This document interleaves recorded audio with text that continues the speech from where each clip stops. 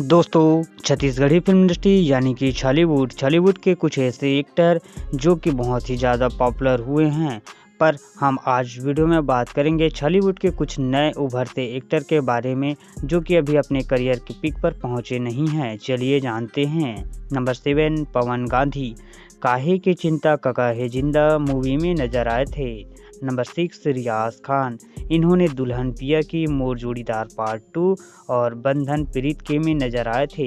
Number 5 पगलू 85, दोस्तों इनका पूरा नाम पगलू नायक है और इनकी अपकमिंग मूवी का नाम कमेंट करें। नंबर 4 हिमांशु यादव, यह मेरी माँ कर्मा जो कि एक ड्रामा मूवी होने वाला है में नजर आने वाले हैं। नंबर 3 दीपक साहू, मोर छैया भुइयां पार्ट 2 में नजर आने वाले हैं। नंबर 2 शील वर्मा, ले चलूँ अपन दुआरी में नजर आए थे। नंबर 1 आनंद दास मानिकपुरी।